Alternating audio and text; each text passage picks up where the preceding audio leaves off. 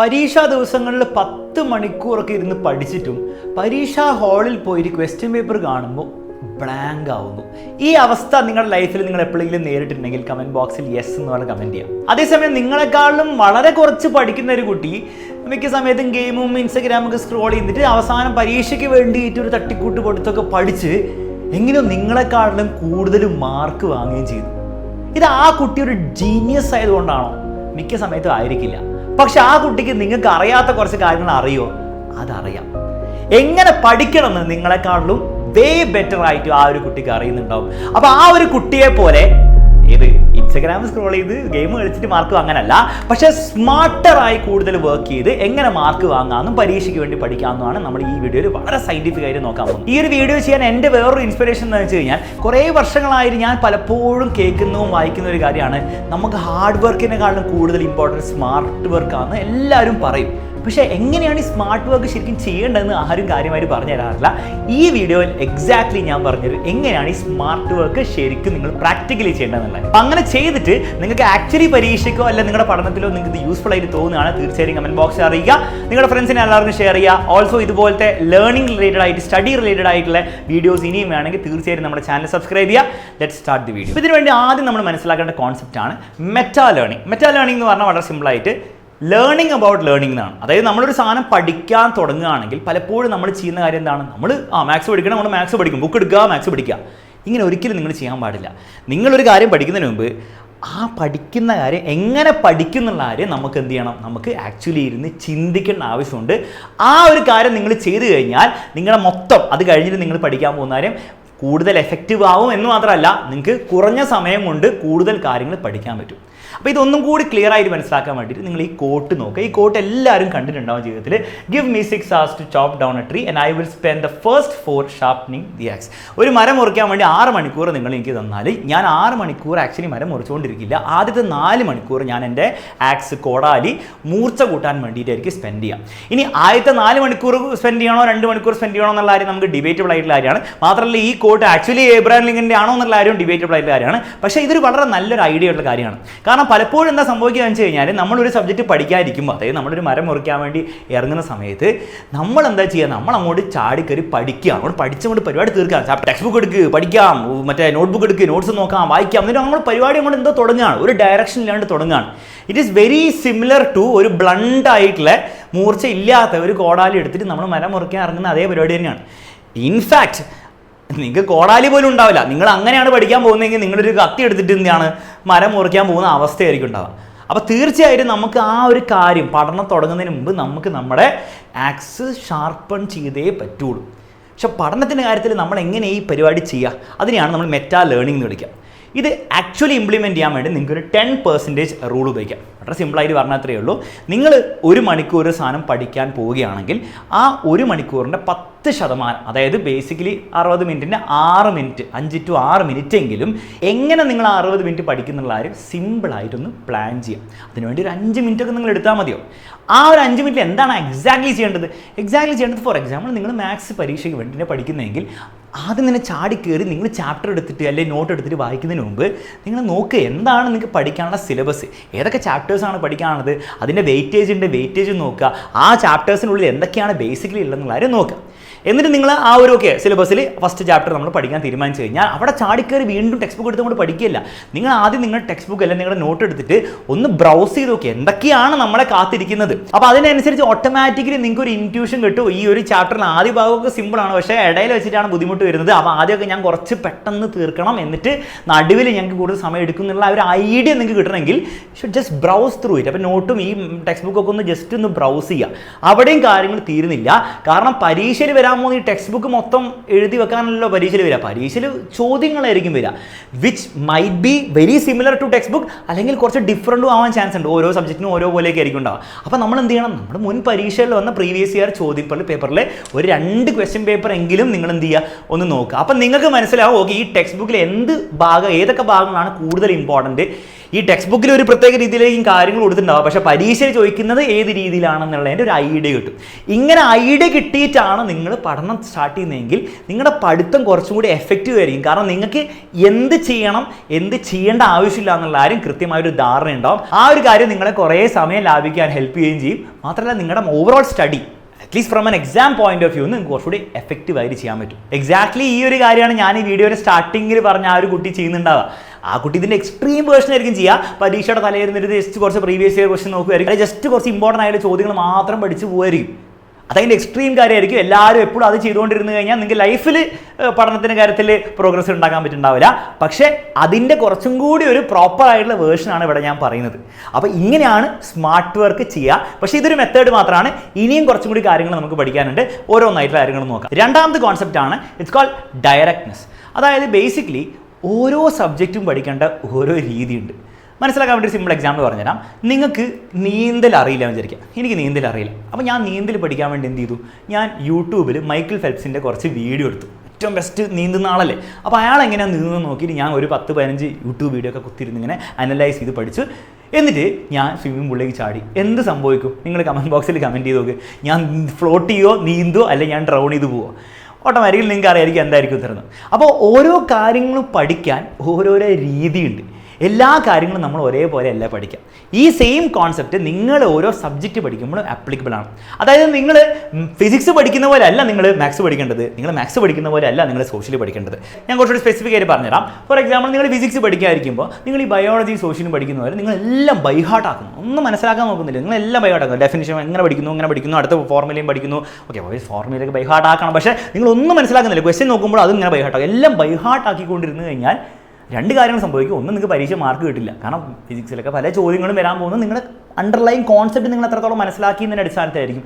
രണ്ടാമത്തെ കാര്യം എന്ന് വെച്ച് കഴിഞ്ഞാൽ നിങ്ങളിങ്ങനെ ബൈഹാർട്ട് ആക്കാൻ നോക്കുന്നത് നിങ്ങൾ കുറച്ചും കൂടി കോൺസെപ്റ്റ് മനസ്സിലാക്കി പഠിക്കുകയാണെങ്കിൽ നിങ്ങൾക്ക് ഈസി ആയിട്ട് പഠിക്കാൻ പറ്റും. നിങ്ങൾ ഇത്രയും സ്ട്രഗിൾ ചെയ്യേണ്ട ആവശ്യം ഉണ്ടാവില്ല. അപ്പോൾ ഫിസിക്സ് പഠിക്കേണ്ട ഒരിക്കലും എല്ലാ കാര്യങ്ങളും ബൈഹാർട്ട് ആക്കിക്കൊണ്ടല്ല. ഒബ്വിയസ്ലി ഫിസിക്സ് പഠിക്കുന്നതിനിടയിൽ കുറച്ച് കാര്യങ്ങൾ ബൈഹാർട്ട് ആക്കാൻ ഉണ്ടാവും. ന്യൂട്ടൺസ് ഫസ്റ്റ് ലോൻ്റെ സ്റ്റേറ്റ്മെൻറ്റ് ബൈഹാർട്ട് ആക്കേണ്ടി വരും, ന്യൂട്ടൺസ് തേർഡ് ലോൻ്റെ സ്റ്റേറ്റ്മെൻറ്റ്, അങ്ങനെ പല പല കാര്യങ്ങൾ ബൈഹാർട്ട് ആക്കേണ്ടി വരും. പക്ഷേ the basic strategy is not byhearting things. Concept മനസ്സിലാക്കി ചോദ്യങ്ങളൊക്കെ ചെയ്ത് അതിന്ന് കോൺസെപ്റ്റ് മനസ്സിലാക്കി ആ രീതിയിൽ പോകേണ്ടതാണ്. അപ്പോൾ ഫിസിക്സിന് നമ്മൾ ആ ഒരു സ്ട്രാറ്റജി ഉപയോഗിക്കണം. മാത്സിൽ വരുമ്പോൾ കുറച്ചുകൂടി ഡിഫറൻ്റ് ആയിരിക്കും കാര്യങ്ങൾ. മാത്സിൽ അവിടെ കോൺസെപ്റ്റ് കുറേ മനസ്സിലാക്കാനായിരിക്കില്ല കൂടുതലുണ്ടാവുക. ക്വസ്റ്റ്യൻസ് മാക്സിമം ചെയ്യുക, അതിൻ്റെ ലോജിക്ക് മനസ്സിലാക്കുക, എന്നിട്ട് മാക്സിമം ക്വസ്റ്റ്യൻസ് സ്വന്തമായിട്ട് പ്രാക്ടീസ് ചെയ്യുക. അപ്പോൾ ക്വസ്റ്റ്യൻസ് മാക്സിമം പ്രാക്ടീസ് ചെയ്യുക, അത് സ്വന്തമായിട്ട് മാക്സിമം ചെയ്യാൻ വേണ്ടി നോക്കുക എന്നാണ് അവിടുത്തെ ഒരു സ്റ്റഡി മോഡൽ വരുന്നത്. അവിടെ ഈ സോഷ്യലായിട്ട് ഒരു ബന്ധം ഉണ്ടാവില്ല. സോഷ്യലിൽ നിങ്ങൾ വായിച്ചായിരിക്കും പഠിക്കും, മാത്സിൽ നിങ്ങൾ ചെയ്ത് വേണം പഠിക്കാൻ വേണ്ടി. എന്നാൽ ആ മാത്സിലെ സാധനം പോയിട്ട് നിങ്ങൾ സോഷ്യലിൽ ഉപയോഗിച്ചിട്ട് കാര്യമുണ്ടോ? അല്ലെങ്കിൽ ഫിസിക്സിലെ കോൺസെപ്റ്റ് മനസ്സിലാക്കുന്ന ആ ഒരു ഫ്രെയിം വർക്കിൽ നിങ്ങൾ സോഷ്യൽ പഠിച്ചിട്ട് കാര്യമുണ്ടോ? നിങ്ങൾ സമയം വേസ്റ്റ് ചെയ്യായിരിക്കും ചെയ്യുന്നത്. കാരണം അവിടെ കുറേ കോൺസെപ്റ്റ് മനസ്സിലാക്കാൻ ഉണ്ടാവില്ല. നിങ്ങൾ മിക്ക കാര്യങ്ങളും ഓർത്തിരിക്കാൻ വേണ്ടിയുള്ള ട്രിക്സും കാര്യങ്ങളായിരിക്കും ഉപയോഗിക്കേണ്ടത്.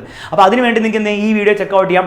അത് വളരെ ഡീറ്റെയിൽഡ് ആയിട്ട് മെമ്മറി ഇംപ്രൂവിങ് ട്രിക്സും കാര്യങ്ങൾ പറയുന്നുണ്ട്. ഒബ്വിയസ്ലി മെമ്മറി നമുക്ക് ഇംപ്രൂവ് അല്ല ചെയ്യാൻ പറ്റുക, അതിൻ്റെ ടെക്നീക്സ് വഴി നമുക്ക് പഠിച്ച കാര്യങ്ങൾ ഓർത്തിരിക്കാനാണ് പറ്റുക. അപ്പോൾ അതിൻ്റെ ടെക്നീക്സ് അവിടെ പറയുന്നുണ്ട്. അങ്ങനത്തെ ടെക്നീക്സ് ആണ് നിങ്ങൾ അവിടെ ഉപയോഗിക്കേണ്ടത്. അല്ലാണ്ട് നിങ്ങൾ അവിടെ കുറേ കോൺസെപ്റ്റ് മനസ്സിലാക്കാൻ വേണ്ടിയിട്ടോ അല്ലെങ്കിൽ വെറുതെ എഴുതി കളിക്കാനോ വേണ്ടിയിട്ട് നമ്മൾ സമയം വേസ്റ്റ് ചെയ്യേണ്ട ആവശ്യമില്ല.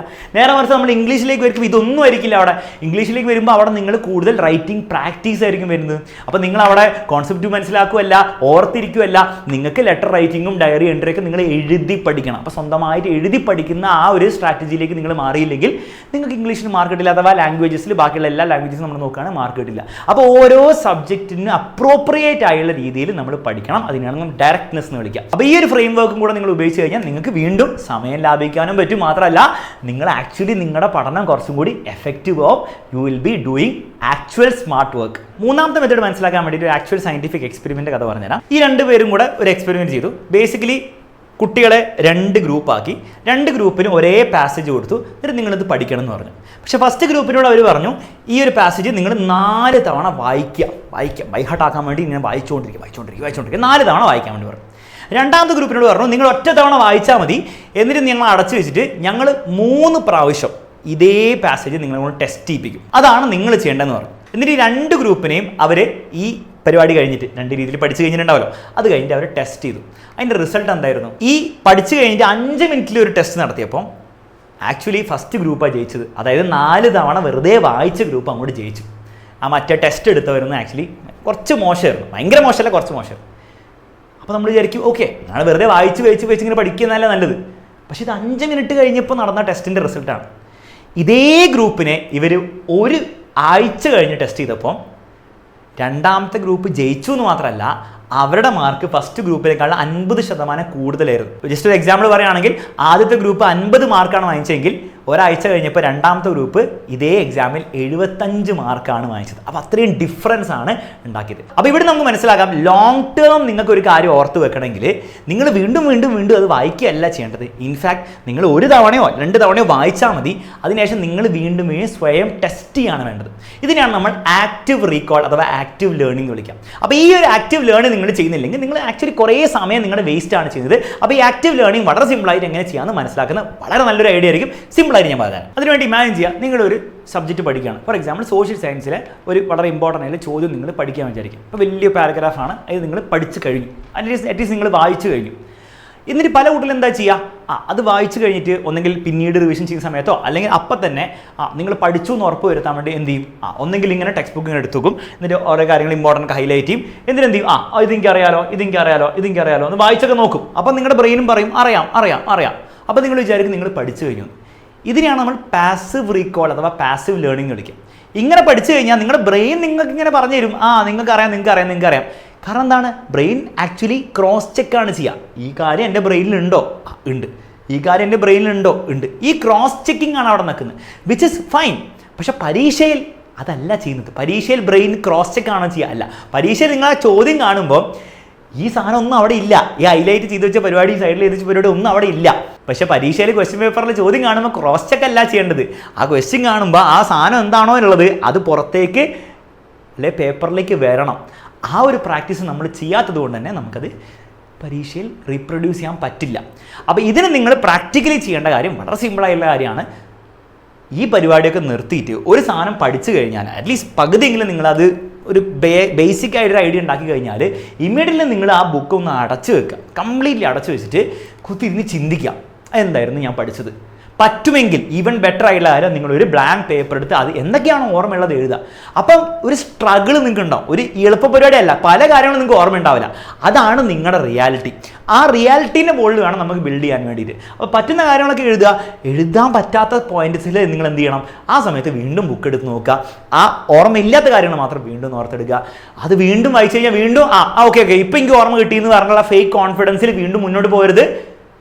വീണ്ടും ബുക്ക് അടച്ചു വെക്കുക, ചിന്തിക്കുക, എഴുതാൻ വേണ്ടി നോക്കുക. പക്ഷെ ഇവിടെ പ്രശ്നം എന്ന് വെച്ചാൽ ഈ ഒരു പ്രോസസ്സ് ആക്ച്വലി എത്ര എളുപ്പമുള്ള രസമുള്ള ഒരു കാര്യമായിരിക്കില്ല, ഭയങ്കര ടയറിങ് ആയിട്ടുള്ള കാര്യമായിരിക്കും. നിങ്ങൾ പഠിക്കുന്നു, നിങ്ങൾ ബുക്ക് അടച്ചു വെക്കുന്നു, ചിന്തിക്കുന്നു, എഴുതുന്നു, വീണ്ടും അത് തന്നെ ചെയ്തുകൊണ്ടിരിക്കുന്നു.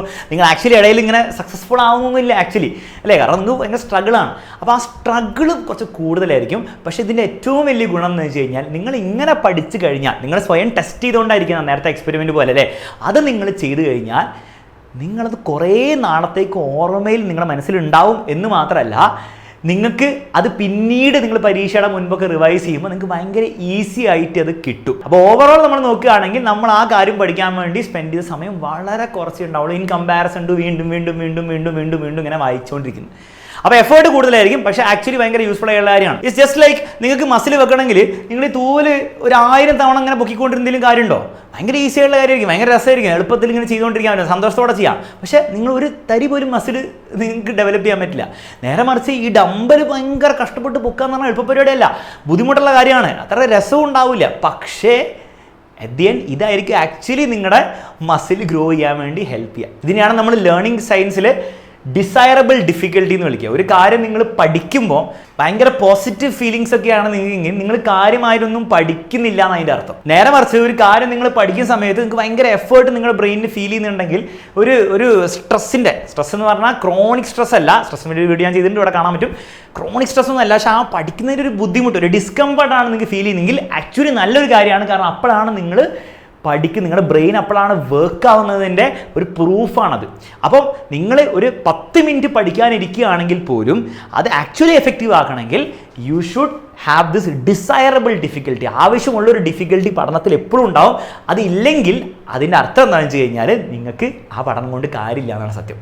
അപ്പോൾ ഈ ഒരു എലമെൻറ്റും കൂടെ നിങ്ങളുടെ പഠനത്തിൽ, പ്രത്യേകിച്ച് ഒരു കാര്യം പഠിച്ചു കഴിഞ്ഞുള്ള റിവിഷനിൽ നിങ്ങൾ കൊണ്ടുവരാൻ റെഡി ആണെങ്കിൽ നിങ്ങളുടെ ലേണിംഗ് കർവ് വേറെ ലെവലിലായിരിക്കും പോകാൻ പോകുന്നത്. നിങ്ങൾ ഒരു കാര്യം പഠിക്കാൻ വേണ്ടി നിങ്ങൾ എടുക്കുന്ന സമയം ഭയങ്കര കാര്യമായിട്ട് കുറയുകയും എന്നാൽ പഠിച്ച കാര്യങ്ങൾ കൂടുതൽ കാലം നിങ്ങളുടെ മെമ്മറിയിൽ ഓർത്ത് വയ്ക്കാനും അതുവഴി പരീക്ഷയിൽ ആക്ച്വലി നിങ്ങൾക്ക് ഗുണം ചെയ്യാനും ഹെൽപ്പ് ചെയ്യും. ഈ കാര്യങ്ങൾ നിങ്ങൾക്ക് തോന്നുകയാണ് ഇതൊക്കെ വർക്ക് ചെയ്യുമോ എന്നൊക്കെ സംശയം ഉണ്ടെങ്കിൽ ഏതെങ്കിലും ഞാൻ ഈ വീഡിയോ പറഞ്ഞ ഒരു കാര്യം എടുത്തിട്ട് നിങ്ങളൊന്ന് ഇംപ്ലിമെൻറ്റ് ചെയ്ത് നോക്കുക. അത് വർക്ക് ആവുന്നുണ്ടെങ്കിൽ ബാക്കിയുള്ള കാര്യങ്ങളും അതുവഴി നിങ്ങളുടെ പഠന ജീവിതം തന്നെ നിങ്ങൾക്ക് മാറ്റിയെടുക്കാൻ പറ്റും. ഓക്കെ, അപ്പോൾ ഈ ഒരു വീഡിയോ യൂസ്ഫുൾ ആയെങ്കിൽ തീർച്ചയായും കമൻറ്റ് ബോക്സിൽ അറിയിക്കുക. മാക്സിമം ഫ്രണ്ട്സിന് ഷെയർ ചെയ്യുക. മറ്റൊരു വീഡിയോയിൽ കാണുന്നവരെ bye bye and take care.